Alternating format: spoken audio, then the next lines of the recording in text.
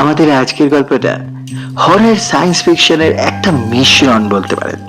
এই গল্পে আপনারা পাবেন 90-এর দশকের বাংলাদেশের এক অতি সাধারণ মানুষের সাথে ঘটে যাওয়া একটা অসাধারণ ঘটনার অসাধারণ রকমের স্বাদ। নমস্কার বন্ধুরা, আমি আবির। আপনারা শুনছেন আমাদের ইউটিউব চ্যানেল।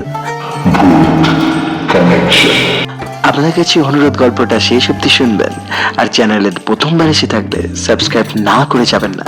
আমাদের বেড়ে ওঠার জন্য আপনাদের সহযোগিতা আমাদের একান্ত কাম্য। শুরু করছি হুমায়ুন আহমেদের লেখা কুদ্দুসের একদিন। মোহাম্মদ আব্দুল কুদ্দুস পত্রিকা অফিসে কাজ করে। বড় কাজ না, ছোট কাজ। এই যেমন চা বানানো, সম্পাদক সাহেবের জন্য সিগারেট এনে দেওয়া, ড্রাইভারের গাড়িতে তেল নেবে সঙ্গে যাওয়া যাতে তেল চুরি না করতে পারে, এই ধরনের আলতু ফালতু কাজ। কুদ্দুসের বয়স 52 থেকে 16 বাদ দিলে থাকে 36। 16 বছরে মেট্রিক পরীক্ষা দেওয়ার পর পুরো পরীক্ষা সে দিতে পারেনি, ইংরেজি প্রথম পত্র পর্যন্ত দিয়েছিল। গত 36 বছর ধরে সে নানান ধরনের চাকরি করেছে, সবই টালতু ফালতু চাকরি। অবিশ্বাস্য হলেও সত্যি, কিছুদিন সে একটা চোরের অ্যাসিস্ট্যান্টও ছিল। নিতান্ত ভদ্র ধরনের চোর, সুন্দর চেহারা, স্যুট পরে ঘুরে বেড়াতো, শান্তিনিকেতনী ভাষায় কথাও বলতো। বোঝার কোনো উপায় নেই লোকটা বিরাট চোর। কুদ্দুস যেদিন বুঝতে পেরেছিল, সেদিন চাকরি ছেড়ে দিয়ে রায়তুল মোকাররম মসজিদে গিয়ে মসজিদের খতিবের মাধ্যমে তওবা করেছে সে। চোরের সঙ্গে বাস করে 400 টাকা মতো জমিয়েছিল, তার অর্ধেক মসজিদের দান বাক্সে ফেলে দিয়েছে। ইচ্ছা ছিল পুরোটাই দিয়ে দেবে, তবে না খেয়ে থাকতে হবে বলে দিতে পারেনি। গত 36 বছরে যেসব চাকরি কুদ্দুস করেছিল, তার তুলনায় পত্রিকা অফিসের চাকরিটা শুধু ভালোই না, অসম্ভব ভালো। দেশ বিদেশের টাটকা খবরের সঙ্গে যুক্ত থাকার মতো সৌভাগ্য বাংলাদেশের কটা মানুষের আছে? সকালবেলা ঘুম থেকে উঠে বিনা পয়সায় খবরের কাগজ পড়া যাচ্ছে। এই সৌভাগ্য তো সহজ সৌভাগ্য না, জটিল সৌভাগ্য। প্রতিদিন সকালবেলা খবরের কাগজটা হাতে নিয়ে নিজের সৌভাগ্যকে কুদ্দুস নিজেই ঈর্ষা করে। যুবক বয়সে সে একবার গণক দিয়ে হাত দেখিয়েছিল। গণক বলেছিল, শেষ বয়সটা আপনার মহা সুখে কাটবে, বিরাট সম্মান পাবেন। পত্রিকা অফিসের কাজটা পাওয়ার পর কুদ্দুসের ধারণা, গণক মোটামুটি সত্যি কথাই বলেছে, শুধু বিরাট সম্মানের জায়গাটা একটু ভুল করেছে। তা কিছু ভুল ত্রুটি তো হবে। কুদ্দুস রাতে পত্রিকা অফিসে ঘুমায়। কোনো এক কোনাকানা খুঁজে নিয়ে মাদুর পেতে শুয়ে পড়ে সে। চাদর দিয়ে সারা শরীর ঢেকে ফেললে মশার হাত থেকে মুক্তি। মেশ করে থাকতে হচ্ছে না বলে বেশ কিছু টাকা বেঁচে যাচ্ছে। বেতন যা পায় তাতে আলাদা ঘর ভাড়া করে বা মেশ করে থাকা সম্ভব না। তার তরকারি বাকি, সে একটা মানুষ, এত শৌখিনতার তার দরকার কি? পত্রিকা অফিসে কাজ করতে এসে গত 3 বছরে 10,500 টাকা জমে গেছে। অকল্পনীয় একটা ব্যাপার। টাকাটা পত্রিকা সম্পাদক মতিউর রহমান সাহেবের কাছে জমা রেখেছে, চাইলেই উনি দেন। কুদ্দুসের টাকার কোনো দরকার নেই। মাঝে মাঝে মতিউর রহমান সাহেবের কাছ থেকে টাকাগুলি চেয়ে আনে, সারাদিন হাতে নিয়ে চুপচাপ বসে থাকে, সন্ধেবেলা ফেরত দিয়ে আসে। টাকা হাতে নিরিবিলি বসে থাকতে তার ভালো লাগে, নিজেকে রাজা বাদশার মতো মনে হয়। আজ সকালে তেমন কোনো কারণ ছাড়াই কুদ্দুসের নিজেকে রাজা বাদশার মতো মনে হচ্ছিল। সে চায়ের কাপ এবং পত্রিকা হাতে বসেছে, পা নাচাতে নাচাতে কাগজ পড়ছে। মজার মজার খবর আজ কাগজ ভর্তি করে এসেছে। খবরগুলি পড়ে ফেললেই তো মজা শেষ হয়ে গেল। কাজে কুদ্দুস প্রথমে শুধু হেডলাইনে চোখ বুলাবে, ভেতরের ব্যাপারগুলো ধীরে সুস্থে পড়া যাবে। তাড়াহুড়োর কিছু নেই। সম্পাদক সাহেব চলে এসেছেন, তার প্রথম দফার চা দেওয়া হয়ে গেছে। তিনি ঘন্টা খানেকের ভিতর আর ডাকবেন না। কুদ্দুস শীষ দিয়ে একটা গানে সুর তোলার চেষ্টা করতে লাগলো। পাগল মন গানটা খুব হিট করেছে। কুদ্দুস পত্রিকার 3 নাম্বার পাতাটা খুলল। আজকের দিনটা কেমন যাবে 3 নম্বর পাতায় ছাপা হয়। কুদ্দুস এই অংশটাই প্রথম পড়ে। তার ধনু রাশি, তার ব্যাপারে আজকের দিনটা কেমন যাবে যা লেখা হয় সব মিলে যায়। একবার লেখা হলো দুর্ঘটনার সম্ভাবনা। সেদিন অকারণে হুমড়ি খেয়ে পড়ে বুড়ো আঙ্গুলের নখের অর্ধেকটা ভেঙে গেল। আজকেই রাশিফলে লেখা ধনু রাশির জন্য আজ যাত্রা শুভ, ভ্রমণের যোগ আছে, কিঞ্চিত অর্থনাশের আশঙ্কা, শত্রুপক্ষের তৎপরতা বৃদ্ধি পাবে, শত্রুর কারণে সম্মানহানির আশঙ্কা। সম্মানহানির আশঙ্কায় কুদ্দুস খানিকটা চিন্তিত বোধ করছে। সম্মান বলতে গেলে কিছুই নেই, যা আছে তাও যদি চলে যায় তো মুশকিল। পত্রিকার সব হেডলাইন শেষ করার আগে কুদ্দুসের ডাক পড়ল। মতিউর রহমান সাহেবের ইলেকট্রিকের বেল ঝনঝন শব্দে বেজে উঠল।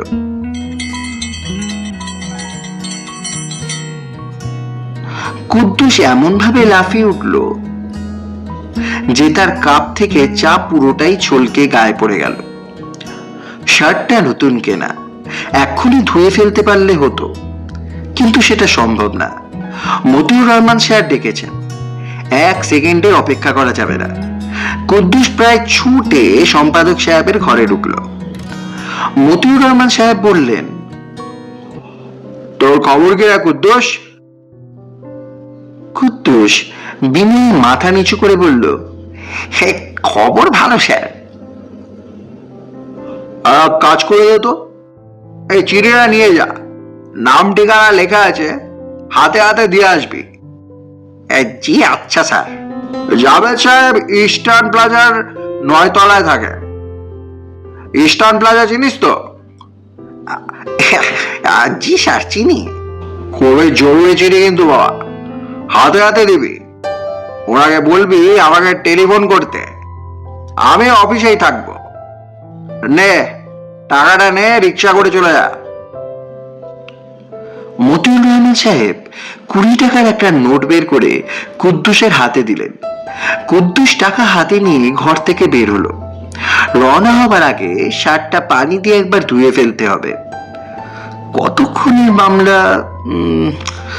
কুদ্দুস বাথরুমের দিকে যাচ্ছে, আবার মতিউর রহমান সাহেবের বেল বেজে উঠল।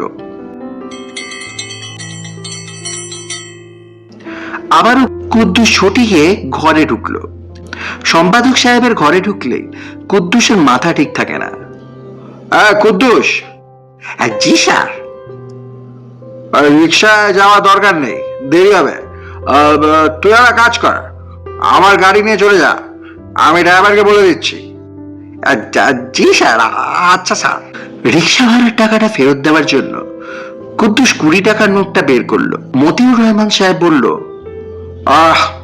টাকা ফেরত দিতে হবে না, তুই দেরি করিস না, চলে যা।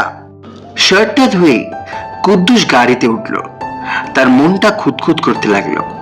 শার্টের এই রং তার আর উঠবে না। নতুন শার্ট, মাত্র 3 বার পরা হয়েছে।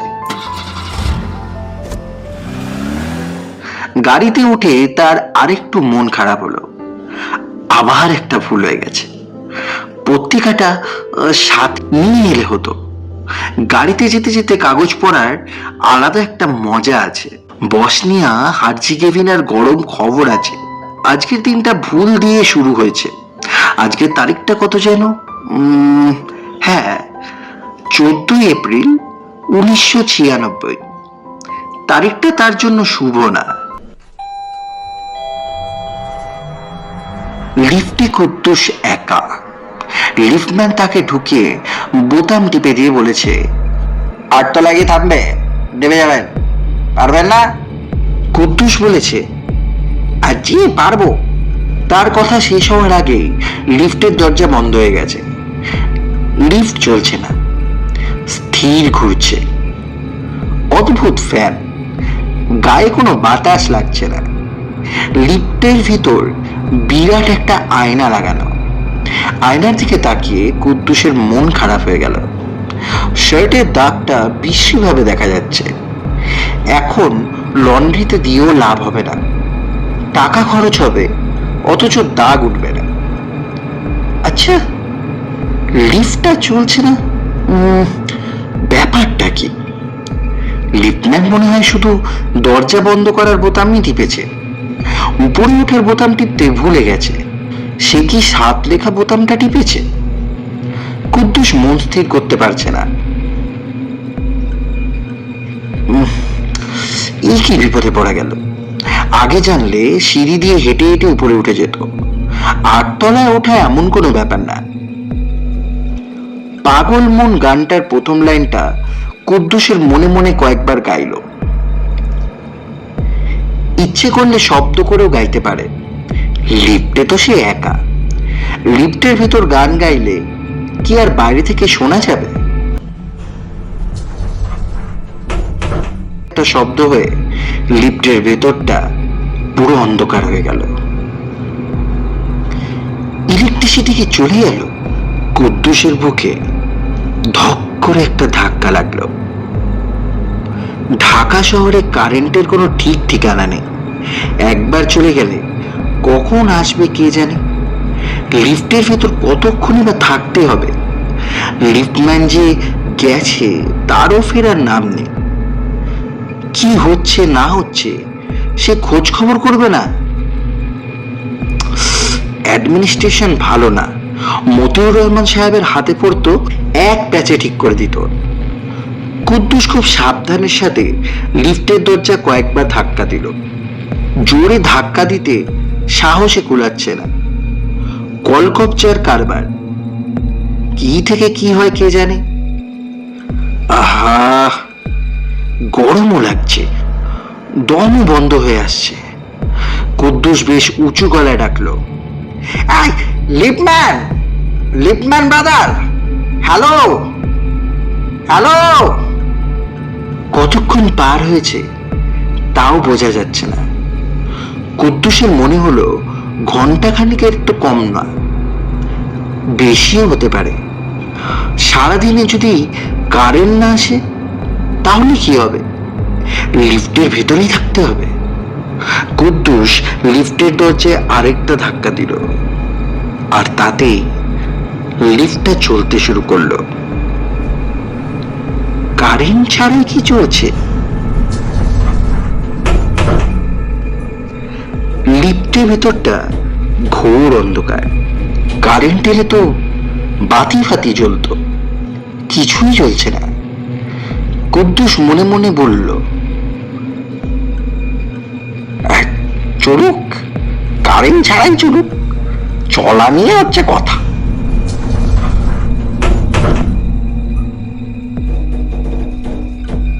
শো শো শব্দ হচ্ছে।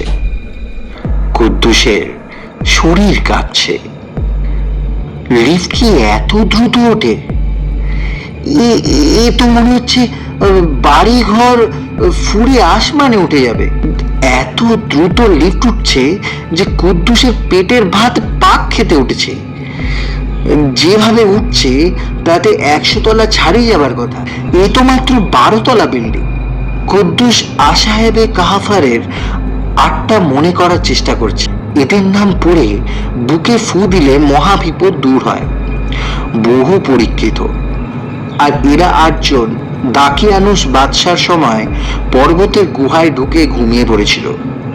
রোজ কিয়ামতের পর্যন্ত এরা ঘুমন্ত থাকবে। এদের 7 জন মানুষ, একটা কুকুর। 7 জন মানুষের নাম মনে পড়ছে, কুকুরের নাম মনে পড়ছে না। মাক্সেলাইনিয়া, মাসলিনিয়া, ইয়ামলিখা, মারনুস, দাবারনুস, শয়নুস, কাপসাতায়ুস। আর কুকুরটার নাম কি? কুকুরের নাম মনে করতে না পারলে কোনো লাভ হবে না। কুকুরের নাম শুদ্ধ পড়ে বুকে ফু দিতে হয়। কুদ্দুস প্রাণপণে কুকুরের নাম মনে করার চেষ্টা করছে। চরম বিপদে কিছুই মনে পড়ে না। শো শো শব্দ বাড়ছে। শব্দ এখন কানের পর্দার ভিতরে হচ্ছে। কুদ্দুসের মুখ শুকিয়ে গেছে। সে লিফটার মেঝেতে বসে পড়ল। আর তখনই কুকুরটার নাম মনে পড়ল, কিতমির। কিতমির নাম পড়ার পরপরই হঠাৎ প্রচন্ড জাকুরি খেয়ে লিফটটা থেমে গেল। লিফটের দরজা খুলতে শুরু করলো।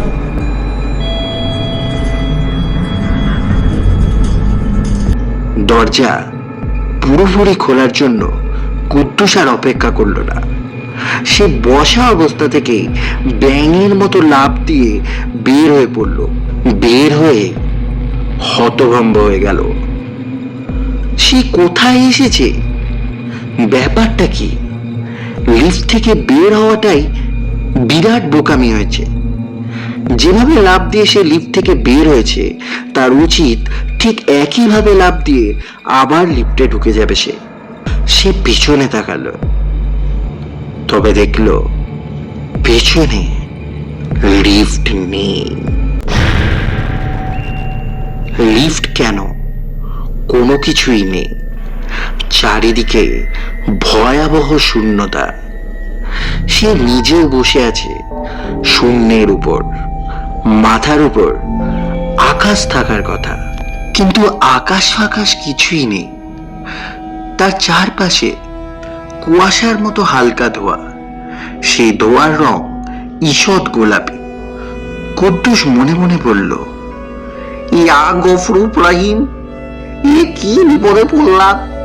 ও আল্লাহ পাক, আমাকে বিপদ থেকে উদ্ধার করো। হে গফুর রহিম, একবার যদি এই বিপদ থেকে উদ্ধার পাই, তাহলে শুক্রবার তারা মসজিদে সিন্নি দেব এবং বাকি জীবনে আর লিফটে চড়বো না। দরকার হলে 500 তলা পর্যন্ত হেঁটে উঠবো। আমার উপর দয়া করো আল্লাহ পাক। কুদ্দুস চোখ বন্ধ করে ফেলেছে। চোখ বন্ধ অবস্থাতেই সে 3 বার কুলহু আল্লাহ পড়ে বুকে ফু দেবে, তারপর চোখ খুলবে। তাতে যদি কিছু হয়। কোনো দোয়াই প্রথম চোটে মনে পড়ছে না। হায়, এই কেমন বিপদ! কুদ্দুস চোখ খুলল। অবস্থার কিছু পরিবর্তন হয়েছে। আগে চারপাশ ছিল গোলাপি রঙের ধোঁয়া, এখন বেগুনি ধোঁয়া। আগে কোনো শব্দ ছিল না, এখন একটু পর পর সাপের হিস হিসের মতো তীব্র শব্দ হচ্ছে। শব্দটা শরীরের ভিতরে ঢুকে কলেজে কাঁপিয়ে দিচ্ছে যেন। এর চেয়ে তো আগেই ভালো ছিল। কুদ্দুস ভেবে পাচ্ছে না সে আবার চোখ বন্ধ করে ফেলবে কিনা। চোখ বন্ধ রাখা আর খোলা রাখা তো একই ব্যাপার হয়ে দাঁড়াচ্ছে। আচ্ছা, এমন কি হতে পারে যে সে মারা গেছে? হার্ট ফেল করে লিফটের ভেতরে তার মৃত্যু হয়েছে। সে যে জগতে আছে সেটা আর কিছুই না, মৃত্যুর পরের জগৎ। এরকম তো হয়, কিছু বোঝার আগে কত মানুষ মারা যায়। সেও মারা গেছে হয়তো। মৃত্যুর পর তাকে আবার জিন্দা করা হয়েছে। কিছুক্ষণের ভেতরেই মানকের নেকের আসবে, তাকে সওয়াল জবাব শুরু হবে। তোমার ধর্ম কি, তোমার নবীকে, এইসব জিজ্ঞাসা করবে। এই কি বিপদ! কুদ্দুস চমকে চারিদিকে তাকালো। কাউকে সে দেখতে পেল না। প্রশ্নটা সে পরিষ্কার শুনল। তাকেই যে প্রশ্নটা করা হচ্ছে তাও বোঝা যাচ্ছে। কেমন গম্ভীর ভারী গলা, শুনলেই ভয় লাগে। কুদ্দুস কাঁদো কাঁদো গলায় বলল, স্যার, আমার নাম কুদ্দুস। স্যার, আমি কিছুই জানি না। লিফটের ভেতর গেছিলাম, লাফ দিয়ে বের হয়েছি। বাইর হওয়া উচিত হয় নাই স্যার। আপনি স্যার এখন একটা ব্যবস্থা করেন, গরিবের একটা রিকোয়েস্ট। আমরা তো কিছুই বুঝতে পারছি না, তুমি এখানে এলে কি করে? স্যার, আমার ভুল হয়েছে, ক্ষমা করে দেন। কোথায় আসছি নিজেও জানি না, কিভাবে আসছি তাও জানি না। লিফটের দরজা ভালো মতো খোলার আগেই লাফ দিয়েছিলাম। এটা স্যার অন্যায় হয়েছে, আর কোনোদিন করবো না। সত্যি কথা বলতে কি, আর কোনোদিন লিফটেও চড়বো না। এখন স্যার ফেরত পাঠাবার একটা ব্যবস্থা করেন। আমি কাজ দিলে আল্লাহ পাকের কাছে আপনার জন্য দোয়া করব। তোমার কোনো কিছুই তো আমরা বুঝতে পারছি না। প্রথম কথা হলো, মাত্রা কি করে ভাঙলে? মাত্রা ভেঙে এখানে এলে কিভাবে? স্যার বিশ্বাস করেন, আমি কোনো কিছুই ভাঙি নাই। যদি কিছু ভেঙে থাকে আপনা আপনি ভেঙেছে, তার জন্য স্যার আমি ক্ষমা চাই। যদি বলেন পায়ে ধরবো, কোনো অসুবিধা নাই। তুমি তো বিরাট সমস্যা সৃষ্টি করেছো। তুমি কি বুঝতে পারছো ব্যাপারটা কি করেছে? আর জি না। তুমি ত্রিমাত্রিক জগৎ থেকে চতুর্মাত্রিক জগতে প্রবেশ করেছো। এই কাণ্ডটা কিভাবে করেছো আমরা জানি না, আমরা জানার চেষ্টা করছি। স্যার ফেরত পাঠাবার ব্যবস্থা করেন, সারা জীবন আপনার গোলাম হয়ে থাকবো। তোমার কথাবার্তা তো আমরা কিছুই বুঝতে পারছি না। গোলাম হয়ে থাকবে মানে কি? কুদ্দুস ব্যাকুল গলায় বলল, মানে স্যার গোলাম হয়ে থাকবো, মানে হলো স্যার আপনার সার্ভেন্ট হয়ে থাকবো।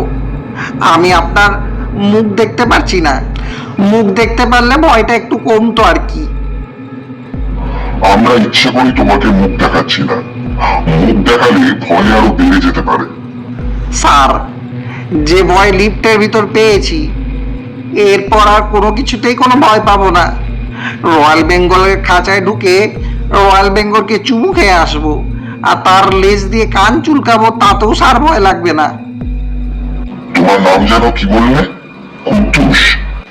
জি স্যার, কুদ্দুস। একটা জিনিস একটু বোঝার চেষ্টা করো।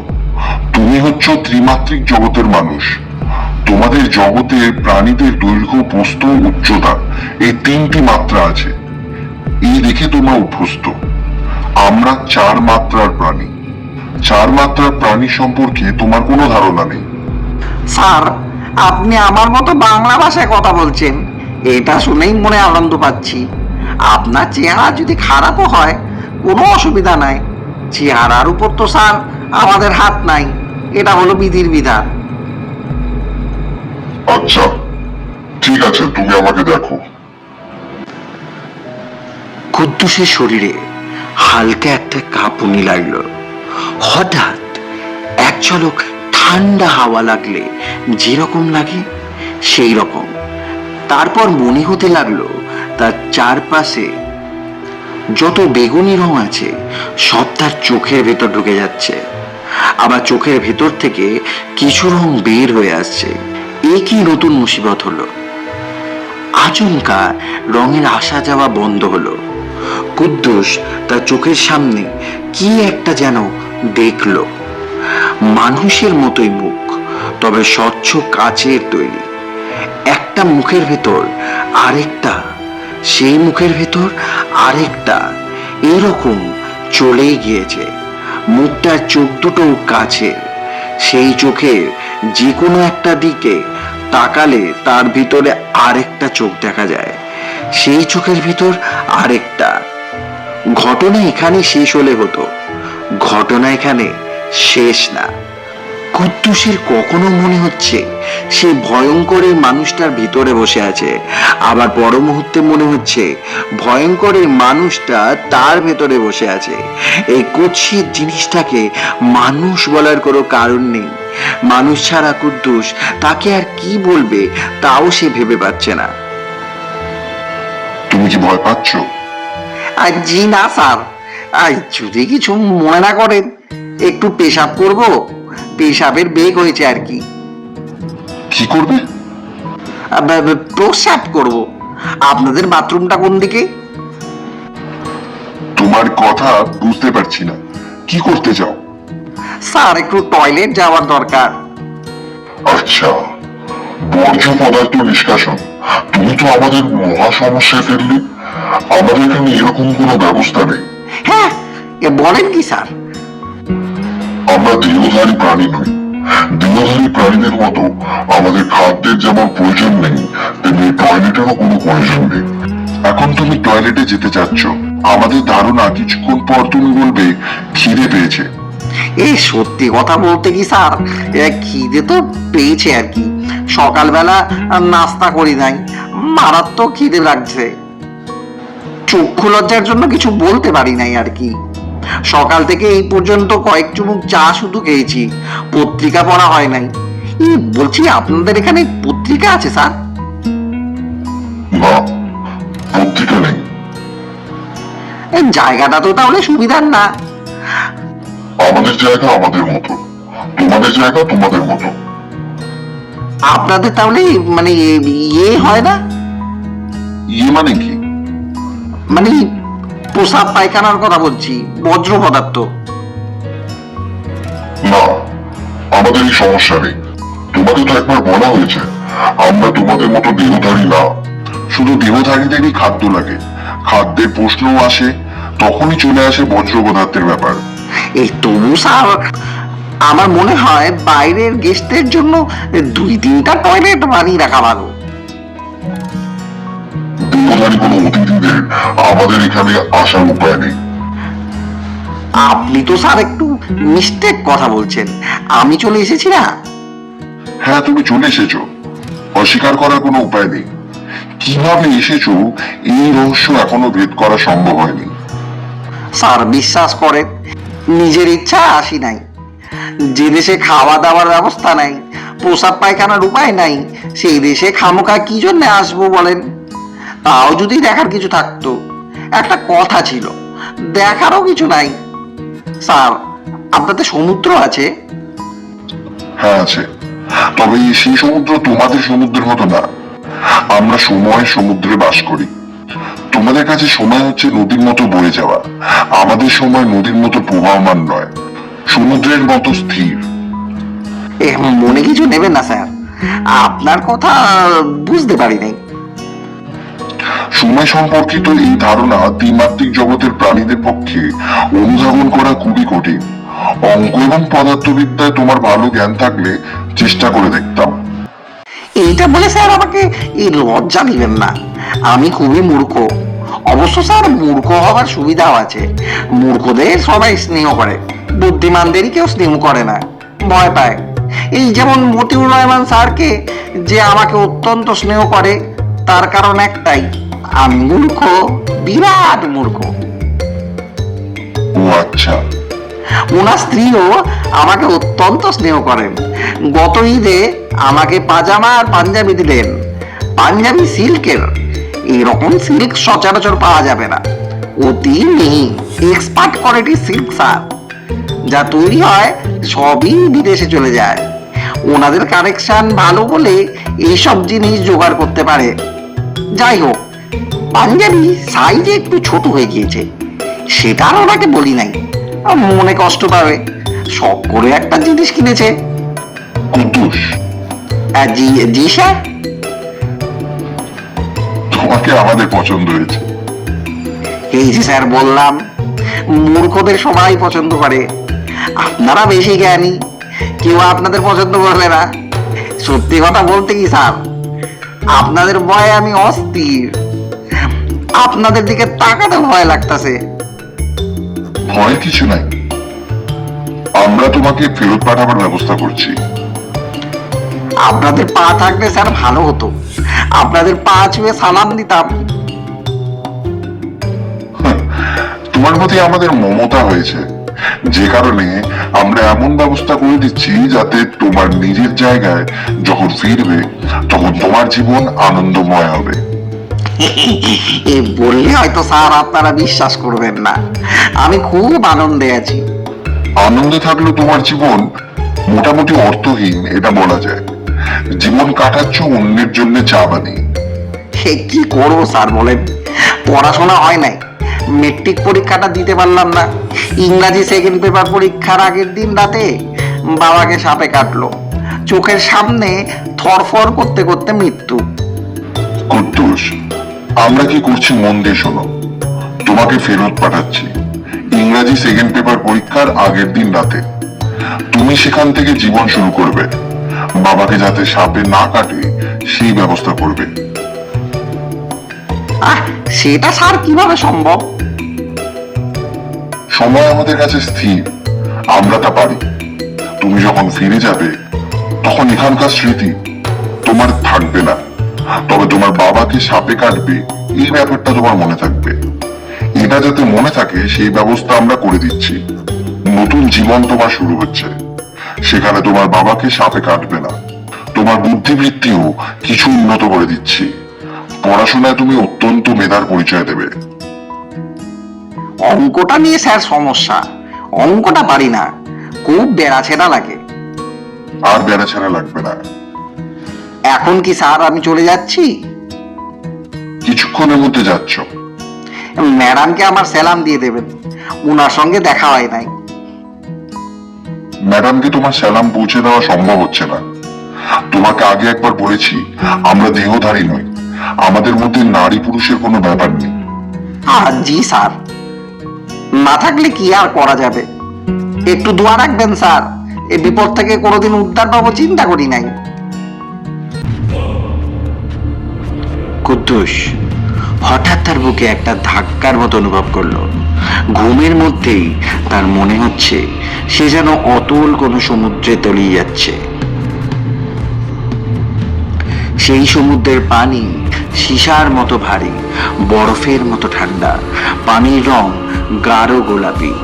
সে তলিয়ে যাচ্ছে, তলিয়ে যাচ্ছে।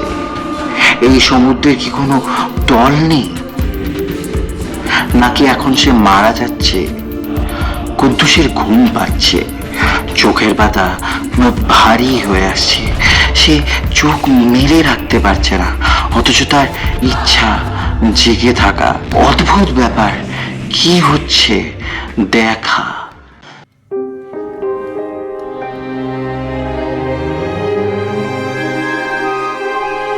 কুদ্দুসের ঘুম ভেঙেছে। সে তার গ্রামের বাড়িতে চৌকির উপর বই খাতা মেলে পড়তে বসেছিল। পড়তে পড়তে ঘুমিয়ে পড়েছিল। কি সর্বনাশের কথা, কাল ইংরেজি সেকেন্ড পেপার পরীক্ষা। রচনা এখনো দেখা হয়নি। আ জার্নি বাই বোট এই বছরে আসার কথা, গত বছর আসেনি। কুদ্দুস রচনা বই টেনে নিল, আর তখন মনে হলো তাকে একটা সাপ মারতে হবে। সাপটা কিছুক্ষণের মধ্যেই বের হবে, ভয়ঙ্কর বিষধর একটা সাপ। এরকম মনে হওয়ার কি কারণ কুদ্দুস বুঝতে পারল না। তারপরেও সে হ্যারিকান হাতে নেমে এলো। একটা মোটা লাঠি দরকার। লাঠি হাতে এক্ষুনি তাকে তার বাবার কাছে গিয়ে দাঁড়াতে হবে। হাতে একটুও সময় নেই। কেউ একজন তাকে বলছে,